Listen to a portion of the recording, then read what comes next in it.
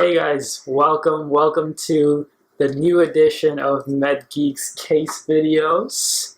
This used to be done by Gray, but he's passed on his baton to us, and we're so excited to get started. We are. We want to say thank you to Andrew and the Medgeeks team to give us this opportunity. We're so stoked, so excited to bring you guys some interesting cases over the next few months, maybe years. And kind of get started. So let's introduce ourselves. Rachel. Yep, my name is Rachel. I'm a general surgery PA in New York City. And my name is Aakash. I am an orthopedic surgery PA full-time, and part-time I do internal medicine also. It's a great mix, and you know, I get to see a lot of great patients, a lot of great cases, good mix of medical and surgical, you know, good balance. So we got a great case today. It's surrounded with back pain. And, you know, this is a patient I saw in my internal medicine practice about a month and a half ago. So let's get on with it. This is a 58-year-old male, past medical history of hypertension, hyperlipidemia, had some herniated discs about 5 years ago, herniated disc from L3 to S1. He presented to the office with thoracolumbar pain for about 1 week. He described this pain as dull pain, constant, you know, aggravated with movement, not really relieved with rest. He had no radiation to the flanks, to the groin, to the lower extremities. He had no weakness, no numbness, no tingling, and no bowel or bladder changes. You know, upon his exam, his spine was well aligned. He had symmetry of his muscles. He had diffuse tenderness palpation from thoracic to lumbar pain. Nothing focal, you know, nothing that's pinpoint. Very diffuse. And, you know, he had 5 out of 5 strength bilaterally. He had sensation in both his extremities from the L3 to S1 dermatomes, and his intact pulses, warm extremities, well perfused, and had a negative straight leg raise. So, well, this just kind of sounds like he strained his back doing something. I mean, month and a half ago, I guess it's still summer, maybe like gardening, shoveling a hole in the ground for a tree or something. Yeah, so, you know, in terms of his back exam, it was pretty benign. Nothing really going on. Yeah. He had no weakness, no numbness, no tingling, no red flags that were going off in my head with the back pain. You know. What red flags are you looking for? So, in terms of red flags, you want to ask about bowel or bladder changes. You want to ask the duration. If it's been more than 3 months, then that means it warrants imaging. You want to ask about any, you know, sciatica pain, any weakness in the lower extremities. Given that his history, he has couple herniated discs, you definitely want to ask about, you know, any impingement symptoms. He was having none of that. And so, you know, I just thought this was run-of-the-mill back pain, musculoskeletal back pain. So I sent him home with naproxen, heat and ice therapy, and then I sent him for physical therapy. And I thought, you know, that was the case. And that would be that. That's the end of that, exactly. This patient returns to me 3 weeks after that, and he looks ill. He looks ill this time. What do you mean ill? He was... like fevers, chills, kind of like... No, looking really sick, or... He was thin. He looked malnourished. So I asked him, you know, you look like you lost some weight. Is this true? Is this real? He says, yeah, I lost about 10 pounds. Intentionally?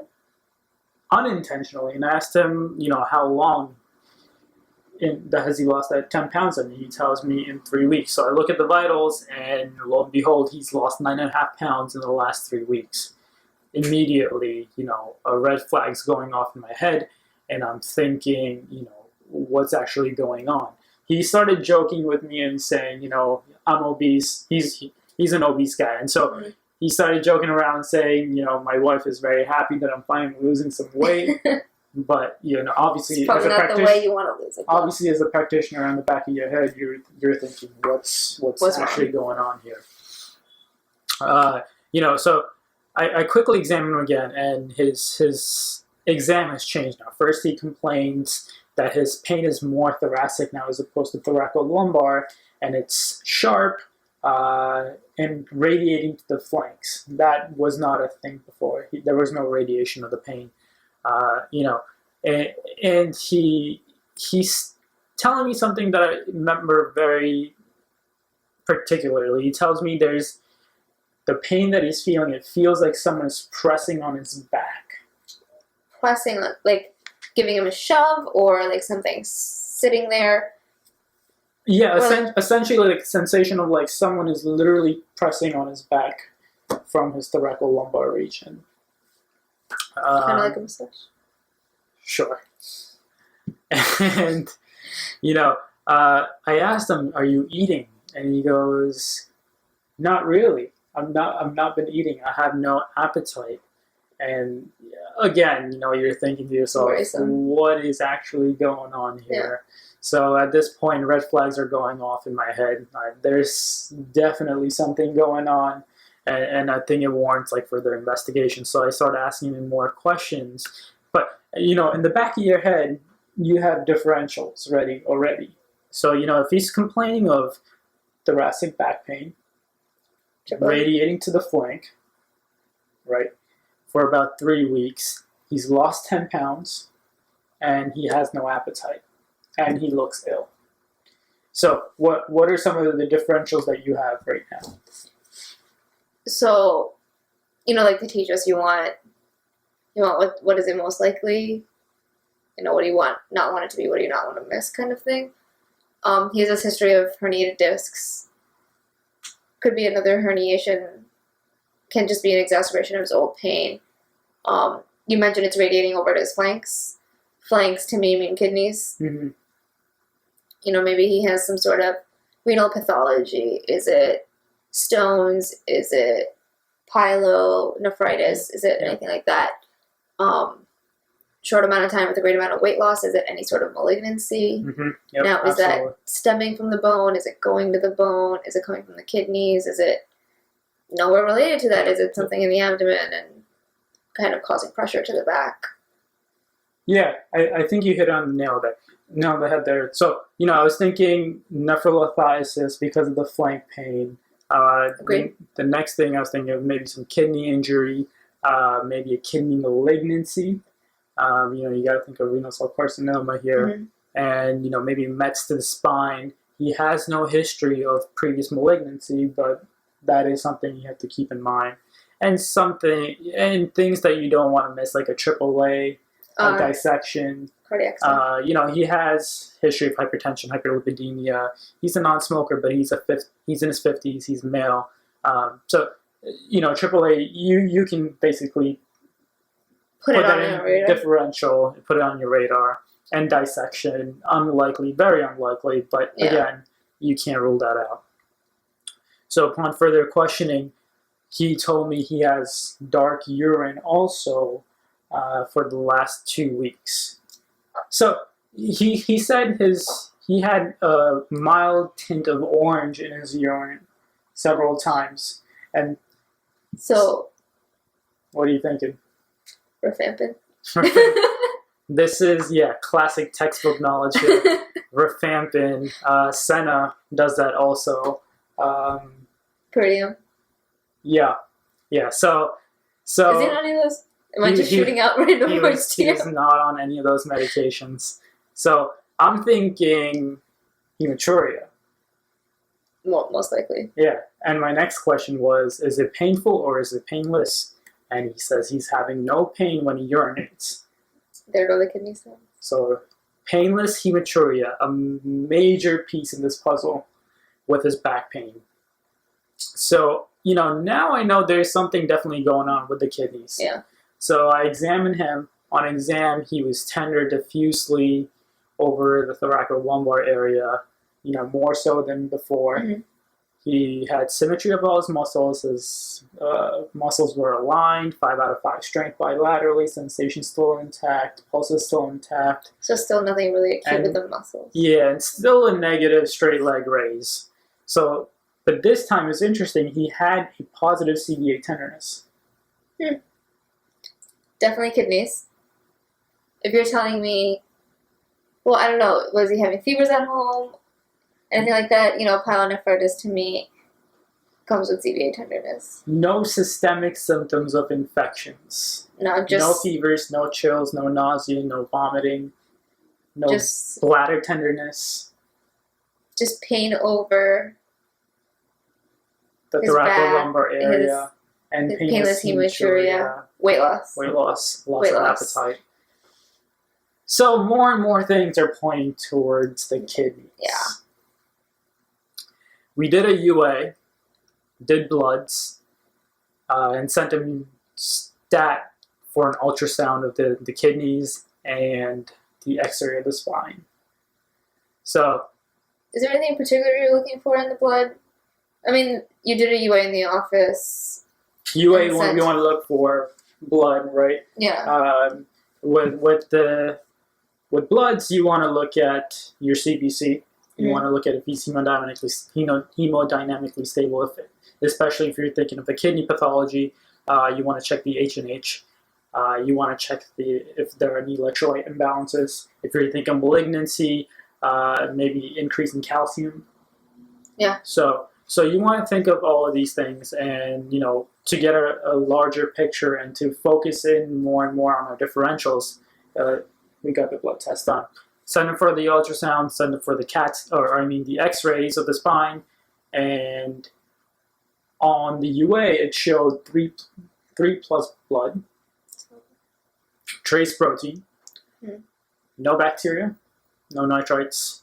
He was mildly anemic on the blood test. His H&H was 10.5/30, and he had high calcium, approximately 11. Not looking too good. And he was mildly hyponatremic. So, again, pointing towards kidneys. And I think the more important result on that was the calcium, the high calcium. Yeah. So we sent him for the ultrasound. The ultrasound showed a 1 to 2 centimeter mass in the left kidney. And the radiologist wasn't really able to describe or tell us more about the mass itself and had recommended for a CAT scan. So we sent him for a CAT scan of the chest, abdomen, pelvis, which showed a 1.5 centimeter intrarenal mass. Yeah, not looking too hot at this point. Yeah, not so much. He goes through a biopsy and it was found that he has renal cell carcinoma. More specifically, he has clear cell, which is the most common renal cell carcinoma. And now he's scheduled for a nephrectomy. So we go from 4 weeks ago, where he had what sounded like musculoskeletal back pain with, someone with a history of herniated discs. You're thinking this is your usual musculoskeletal back pain. Plus he's obese. Yeah. So going from there to renal cell carcinoma in 4 weeks was really 0 to 100 real quick. Yeah. It was unbelievable. But I think the takeaway message from this is to always keep your differentials wide, even if you're so confident. Something like back pain is so common in primary care. It's the most common complaint in primary care, bar none. And it's so easy as a practitioner. If you see it all the time, your brain is automated and you're just like, this is musculoskeletal back pain. I've seen this 100 times before. I know exactly what this is. Let me not think about this anymore. Let me not overthink this, and let's just execute the plan. It's funny you say that, it being the most common complaint for family practice. A lot of the times when patients are kept in bed, after surgery, before surgery, they too just complain of back pain. Yeah, and in primary care, people aren't coming in with, if it is serious things, the red flags would go on. But especially with this guy in his initial encounter, it was so benign that you would not even think about it twice. So I think the takeaway message is, you spoke on this, and they teach you in the school all the time, and in your clinical rotations, is that you should have at least 3 differentials for each symptom. So what it is, what it could be, and what don't you want to miss. You kind of keep in what it's going, like more common things, horses, and throw in 1 or 2 zebras that you wouldn't want to. Exactly, the zebras you don't want to miss. Yeah. Right. So with back pain, our zebras are always cauda equina syndrome. We always say you don't want to miss that. You don't want to miss like an epidural abscess. But also, I think it's important to realize, although renal cell carcinoma is not the most common malignancy, obviously, it accounts for about 3% of malignancies. But you don't want to miss it. You don't want to miss this. And generally when you think back pain, you don't automatically think kidneys. You think back pain, and you're thinking spine, spinal cord, muscles. Muscles. Exactly, ligaments and all that. Yeah. You're thinking musculoskeletal. So, or even nerve, you're thinking something like sciatica, but to go from this guy, like you said, he has a history, and to go from there to kidneys, that's... Yeah, it was a great case indeed. I hope you guys enjoyed this case also. If you have any questions, please comment below. Ask us. We'll be more than happy to answer. And we're just curious, what would you have done in this instance? Where would your management have been different? What would you have done? And if so, please let us know. Please comment below. And also, I'm probably the first. This is for the first time I've seen this. I wonder if you guys have seen this before, if you guys have had this exact case before, and if so, let us know. We're so intrigued to learn about this. I agree. I can't get enough of it. This case has got me mesmerized. But anyways, guys, I hope you enjoyed this.